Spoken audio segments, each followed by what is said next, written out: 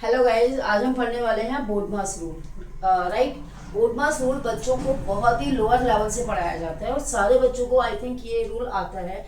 आने के बाद भी बहुत सारे बच्चे मिस्टेक कर देते हैं, ठीक है, क्योंकि वो पूरी तरह से बोर्ड मास के रूल को फॉलो नहीं करते। तो इसको कैसे फॉलो करना चाहिए, कहाँ पे क्या अप्लाई करना चाहिए, वो हम यहाँ पे आज पढ़ने वाले हैं। तो सबसे पहले हम बोर्ड मास की फुल फॉर्म क्या होती है वो पढ़ेंगे। राइट। तो देखो, बी बी से होता है ब्रैकेट। अगर ब्रैकेट वहां पर दिया है तो सबसे पहले हम ब्रैकेट सॉल्व करेंगे। ओ का मतलब होता है ऑफ, मतलब ब्रैकेट से पहले जो भी ऑपरेशन दिया है उसके बाद हमें उसको सॉल्व करना है। राइट। डी से होता है डिवीजन। राइट।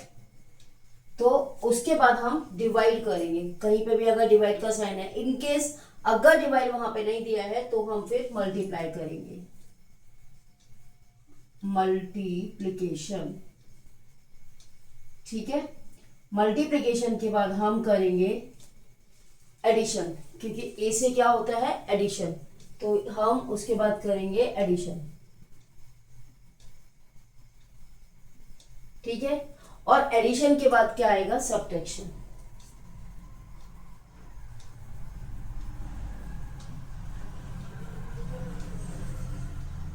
ठीक है। आई थिंक यहाँ तक किसी को कोई प्रॉब्लम नहीं है। ये मैंने बोर्ड मास का पूरा रूल आपको एक साथ बता दिया।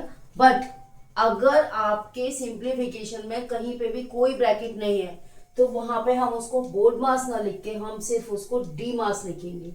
राइट। डी मास में कैसा रहता है, बी और ओ दोनों हट जाएंगे, मतलब ब्रैकेट ऑफ दोनों भी हट जाएंगे, क्योंकि ब्रैकेट ही नहीं है तो उसके बाहर कोई ऑपरेशन या कुछ तो भी होगा ही नहीं। ठीक है। तो उस कंडीशन में हम उसको क्या पढ़ते हैं, डी मास पढ़ते हैं।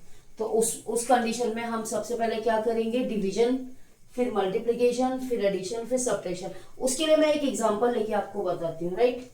तो जैसे मैंने यहाँ पर एग्जांपल लिया, यहाँ पर दे रखा है 2400 divided by 40 plus 5 into 80। Suppose ये क्वेश्चन आपको गिवन है। राइट। अब यहाँ पे किसी भी तरह का कोई ब्रैकेट नहीं है, तो आपको ब्रैकेट दिया ही नहीं है तो आप सॉल्व क्या करोगे उसको। राइट।